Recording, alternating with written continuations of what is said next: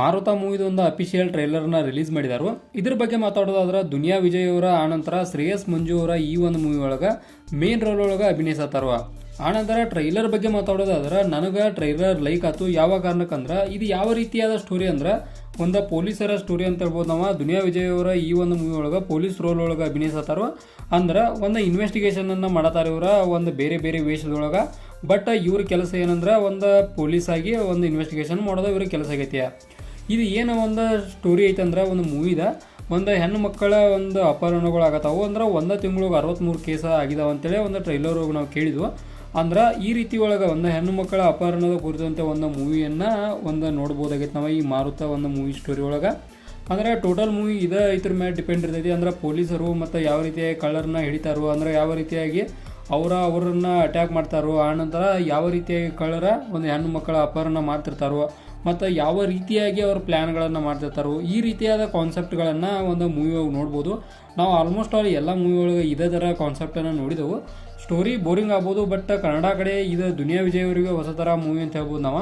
ಅಂದ್ರೆ ಇಬ್ಬರು ಹೀರೋಗಳದಾರು ಒಂದು ಮೂವಿ ಒಳಗೆ. ಅಂದ್ರೆ ಮೊದಲನೇಕ ನಾವು ಶ್ರೇಯಸ್ ಮಂಜು ಅವ್ರ ಬಗ್ಗೆ ಮಾತಾಡೋದಾದ್ರೆ ಅವರು ಒಂದು ಚಲೋ ರೋಲ್ ಒಳಗೆ ಈ ಮೂವಿ ಒಳಗೆ ಅಭಿನಯಿಸತ್ತಾರು. ಅಂದ್ರೆ ಅದು ಹೀರೋ ರೋಲ್. ಆನಂತರ ದುನಿಯಾ ವಿಜಯ್ ಅವರು ಕೂಡ ಒಂದು ಹೀರೋ ರೋಲ್ ಒಳಗೆ ಅದಾರು. ಅಂದ್ರೆ ಇಬ್ಬರ ಹೀರೋಗಳನ್ನು ನೋಡ್ಬೋದು, ಅಥವಾ ಒಬ್ಬರ ವಿಲನ್ ಯಾಕಸ ಇನ್ನೊಬ್ಬರ ಇದ್ರೊಳಗೂ ಇರ್ಬೋದು. ಒಂದು ಟ್ರೈಲರ್ ಮ್ಯಾಗ ಸ್ಟೋರಿಯನ್ನು ಹೇಳೋದು ತಪ್ಪಾಕೈತಿ. ಯಾರಿಗೆ ಗುರುತು ಟ್ರೈಲರ್ ಒಳಗೆ ತೋರಿಸಿದ್ದ ಬೇರೆ ಇರ್ಬೋದು, ಒಂದು ಮೂವಿ ಒಳಗೆ ಇರೋದ ಬೇರೆ ಇರ್ಬೋದು. ಅಂದ್ರೆ ಈಗ ಯಾರು ಹೀರೋ ಅನ್ಕೊಂಡಲ್ಲ ನಾವು ಅವರ ಮೂವಿ ಒಳಗೆ ವಿಲ್ಲನೂ ಆಗಿರ್ಬೋದು, ಯಾರು ವಿಲ್ಲನ್ ಅನ್ಕೊಂಡವಲ್ಲ ಅವರ ಮೂವಿ ಒಳಗೆ ಹೀರೋನೂ ಆಗಿರ್ಬೋದು. ಈ ರೀತಿಯಾದ ಕಾನ್ಸೆಪ್ಟ್ ನಾವು ಅನೇಕ ಟ್ರೈಲರ್ ನೋಡಿದೆವು. ಒಂದು ಮೂವಿ ಬರೋ ಮಟ್ಟ ಯಾವ ರೋಲನ್ನು ಇದು ಮಾಡ್ತಾರೆ ಅಂತೇಳಿ ಜಡ್ಜ್ ಮಾಡೋದು ತಪ್ಪಾಗೈತಿ. ಬಟ್ ಇದ್ರೂ ಜಡ್ಜ್ ಮಾಡ್ಬೋದು. ಯಾವ ಕಾರಣಕ್ಕೆ ಅಂದ್ರೆ ಗುರ್ತಾಗ್ಬಿಡ್ತೈತಿ. ಅಂದ್ರೆ ಒಂದು ಸ್ಟೋರಿ ಅದ, ಕಾಮನ್ ಸ್ಟೋರಿ ಐತಿ.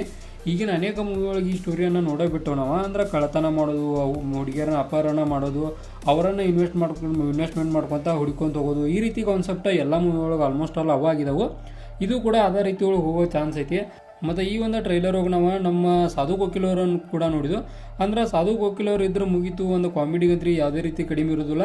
ಆನಂತರ ಮತ್ತೊಂದು ಸೀನ್ ಹೋಗಿ ನಾವು ರವಿಚಂದ್ರ ಅವರನ್ನು ಕೂಡ ನೋಡ್ತೇವೆ. ಅಂದ್ರೆ ಇಬ್ಬರು ಮೇನ್ ರೋಲ್ ಒಳಗೆ ಇದ್ರು ಅಂತ ಹೀರೋಗಳು ಅದಾರು ಕೂಡ ಇದ್ರೊಳಗೆ. ಅವರು ಕೂಡ ಚಲೋ ಆ್ಯಕ್ಟಿಂಗ್ ಮಾಡಬಲ್ಲರಲ್ಲ ಮಾಡ್ತಾರೋ. ಅಂದ್ರೆ ನಾವು ರವಿಚಂದ್ರ ಅವರಂತ್ರಿ ಮೂವಿ ಒಳಗೆ ಟಾಪ್ ಕ್ಲಾಸ್. ಅವರ ಸರಿಸಮ ಕೂಡ ಹೋಗೋಕ್ಕಾಗಲ್ಲ ಅಂಥವ್ರು ಕೂಡ ಈ ಮೂವಿ ಒಳಗೆ ಅದಾರು. ಆನಂತರ ಸಾಧು ಕೋಕಿಲ್ ಅಂದ್ರೆ ಕಾಮಿಡಿಯ ಮಹಾರಾಜ ಅನಿಸ್ಕೊಳ್ಳುವ ನಮ್ಮ ಸಾಧು ಕೋಕಿಲ್ ಅವರು ಇದ್ರು ಕೂಡ ಅದಾರಂದ್ರೆ ಅಲ್ಲೂ ಕೂಡ ಕಾಮಿಡಿಗಂತ್ರಿ ಯಾವುದೇ ರೀತಿಯ ಕೊರತೆ ಇರೋದಿಲ್ಲ.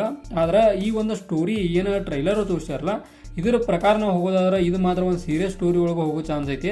ಕಾರಣ ಒಂದು ಹೆಣ್ಣು ಮಕ್ಕಳ ಅಪಹರಣ ಅಂದ್ರೆ ಅದು ಒಂದು ಇದ್ರ ಕಡೆನೇ ಹೋಗೈತಿ. ಅಂದ್ರೆ ಬೇರೆ ಒಂದು ಪಾರ್ಟ್ ಕಡೆನೇ ಹೋಗೈತಿ ಮೂವಿ.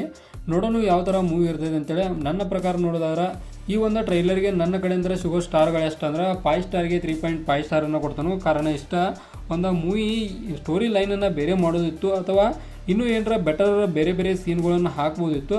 ಬಟ್ ಇದು ಎಲ್ಲ ಮೂವಿಗಳು ಕಾಮನ್ ಇರೋ ಕಾರಣಕ್ಕೆ 3.5 ಸ್ಟಾರನ್ನು ನಾನು ಇದಕ್ಕೆ ಕೊಡ್ತಾನು. ಮತ್ತು ಮೂವಿ ರಿಲೀಸ್ ಆಗ್ಬೇಕು ನೋಡೋಣ ಯಾವ ರೀತಿಯಾಗಿ ಮೂವಿ ಇರ್ತೈತೆ ಅಂತೇಳಿ. ಅವಾಗ ನಮ್ಮ ಸ್ಟಾರ್ಗಳು ಚೇಂಜ್ ಆಗೋವೇನೋ ಇದೇ ಸ್ಟಾರ ಫಿಕ್ಸ್ ಇರ್ತೈತೆ ಅಂತ ಅವಾಗ ಗುರುತಾಗೈತಿ.